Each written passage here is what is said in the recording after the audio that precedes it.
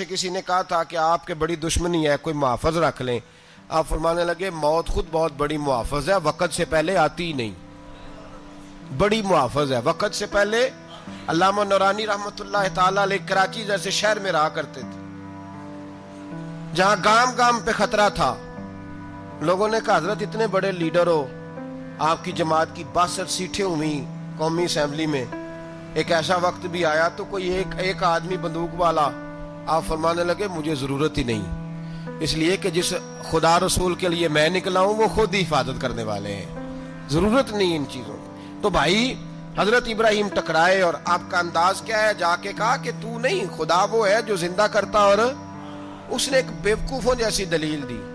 ایک آدمی کو کل پھانسی دینی تھی تو اس کو بلایا، کہنے لگا تجھے کب پھانسی ہے؟ اس نے کہا کل. کہنے لگا جا تجھے ذات کیا زندگی دی، اس کو چھٹی دے دی. ایک عام آدمی بیچارہ بیٹھا تھا، اس کو پکڑ کے نا کہنے لگا اس کی گردن اڑا دو. کہنے لگا دیکھ لو میں بھی زندہ کرتا اور مارتا ہوں، وہ جو کل مرنے والا تھا میں نے زندہ کر دیا ہے، اور جس کو پتہ ہی نہیں تھا کہ میں نے مرنا ہے اسے پکڑ کے میں نے مار دیا ہے. یہ بیوقوفوں جیسی دلیل ہے. حضرت سیدنا ابراہیم علیہ السلام چاہتے تو اسی وقت دلیل توڑ دیتے کہ تو کیا بیوقوفوں جیسی بات کر رہا ہے، اگر تو زندگی دیتا ہے تو مرے ہوئے میں جان ڈال کے دے جس کو تو نے مارا ہے. لیکن حضرت ابراہیم نے دیکھا کہ بیوقوف ہے، بیوقوفوں سے بحث نہیں ہوتی، دلیل بدل لی جاتی ہے، ان کی عقل کے مطابق بات کی جاتی ہے. حضرت ابراہیم فرمانے لگے میرا رب وہ ہے جو سورج مشرق سے نکالتا ہے اور مغرب میں غروب کرتا ہے. تو اگر رب ہے تو تو مغرب سے نکال کے مشرق میں غروب کر. فبہت الذی کفر، کافر لاجواب ہو گیا، اس کے پاس اس چیز کا کوئی جواب نہیں تھا. علامہ اسماعیل حقی نے خوبصورت فقرہ لکھا ہے، خوبصورت، جان ڈال دی ایک جملہ کہہ کے. حضرت سیدنا علامہ اسماعیل حقی رحمت اللہ علیہ فرمانے لگے چونکہ نمرود بیوقوفوں جیسی باتیں کر رہا تھا، اگر وہ یہ کہہ دیتا نا کہ میں سورج کو نکالتا ہوں مشرق سے، میں غروب کرتا ہوں معاذ اللہ مغرب میں میں نکالتا ہوں، تو آپ اپنے رب سے کہیے کہ وہ مغرب سے نکال کے مشرق میں غروب کرے. علامہ اسماعیل حقی فرماتے ہیں رب کریم کی آواز قدرت تھی، مالک حضرت ابراہیم علیہ السلام کے اس، اگر وہ کہہ دیتا اور حضرت ابراہیم دعا کر دیتے تو رب کریم نے فرشتوں کو تیار بٹھایا ہوا تھا. فرمایا اگر یہ کہہ دے میرے خلیل سے کہ سورج مغرب سے نکال کے مشرق میں غروب کرنا ہے تو تیار رہنا، جس طرح خلیل کہیں گے ویسے ہی کر دیں گے. واتخذ اللہ ابراہیم خلیلا، ابراہیم ہمارا دوست جو ہوا، جیسے کہے گا ویسے کر دیں گے. حضرت سیدنا ابراہیم علیہ السلام کی باتوں کا جب جواب نہ دے سکا، دلیل نہیں بندہ دیتا، پھر لڑائی کرتا ہے، پھر جھوٹے موٹے اعتراض کرتا ہے.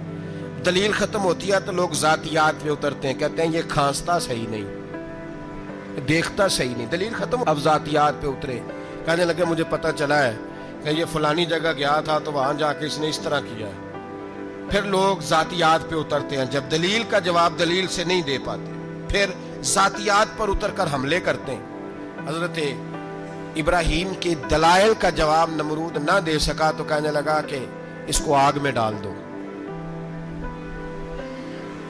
قوم گئی ہوئی تھی ساری، آپ نے بات سنی ہوئی ہے، میں نے صرف اشارہ دینا ہے، میلے پہ.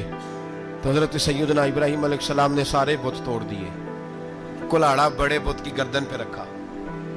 واپس آئے، کہنے لگے بت کس نے توڑے ہیں؟ تو فرمایا اس سے پوچھ لو جس کی گردن پہ کلاڑا ہے. کہنے لگے یہ تو بول ہی نہیں سکتا. تو فرمانے لگے بڑے بیوقوف ہو، جو بولتا ہی نہیں، سنتا ہی نہیں، اپنا آپ نہیں بچا سکتا، اس کی پوجا کرتے ہو.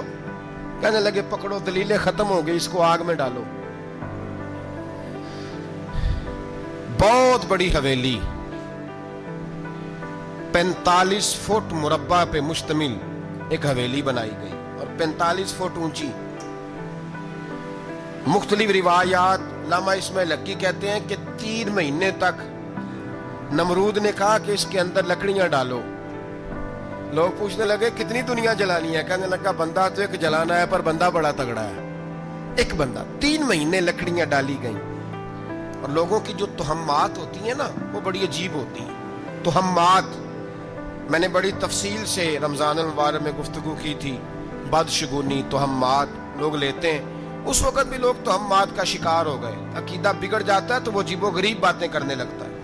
تو ہم موت کا شکار ہو گئے. بیبیاں نظر مانتی, میں بیمار ہوں, اگر صحیح ہو گئی تو اتنے میں لکڑی دوں گی حضرت ابراہیم کی آگ جلانے کے لیے. ایک عورت لے کے جا رہی ہے لکڑیاں, تو ایک نیک دل آدمی نے اس سے پوچھا کہاں جا رہی ہو؟ کہنے لگی میں نے منت مانی تھی تو حضرت ابراہیم علیہ الصلوۃ والسلام کو معاذ اللہ جلانے کے لیے لکڑیاں لے کے جا رہی ہوں. تو وہ رب کریم کے بندے کہنے لگے تو ڈھونڈتی رہے گی, تجھے وہ جگہ ملے گی نہیں. وہ بی بی کئی مہینے گھومتی رہی, جگہ ہی نہیں ملی جہاں لکڑیاں ڈالنی, ماری گئی.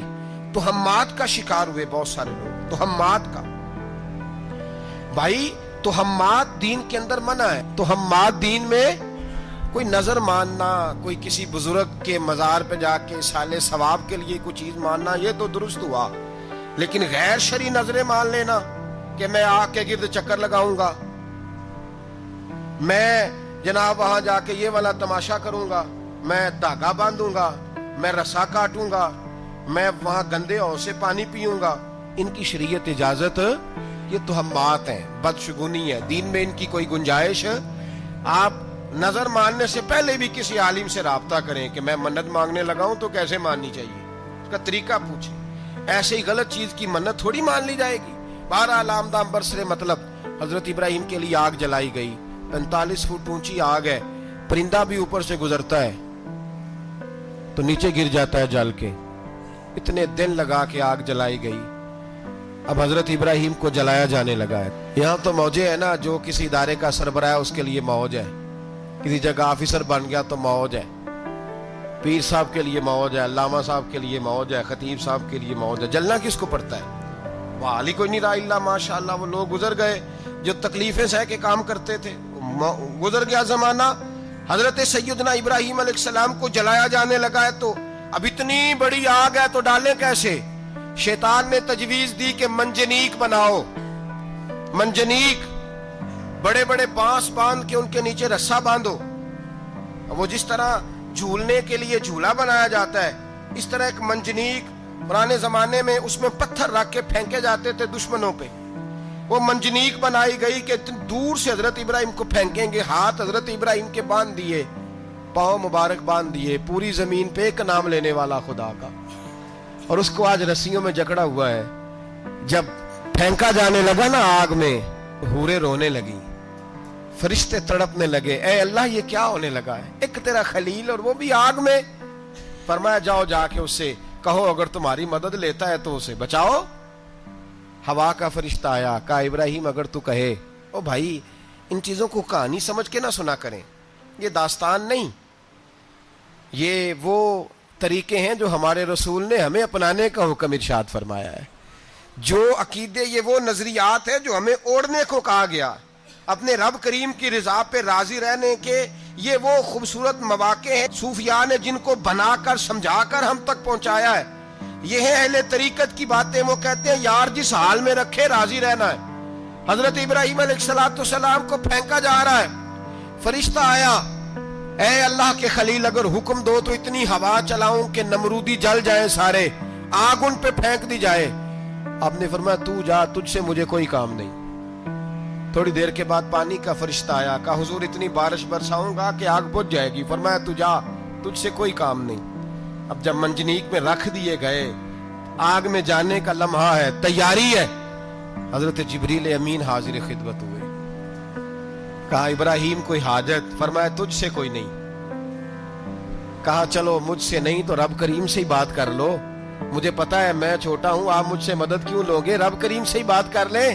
تو حضرت ابراہیم کہنے لگے جبریل یہ بتا, رب کو نہیں پتا اس کا خلیل کس حال میں ہے, اسے نہیں پتا میں کس حال میں ہوں, میرے ہاتھ بندے ہیں, پیر بندے ہیں آگ میں, اسے نہیں پتا. بتایا تو اسے جاتا ہے جسے خبر نہ ہو. تو اگر اسے پتا ہے, تو اگر وہ جلانے پہ راضی ہے تو میں بھی جلنے کو تیار ہوں, میں تیار ہوں, میں تیار ہوں. اسے کہو ٹھیک ہے.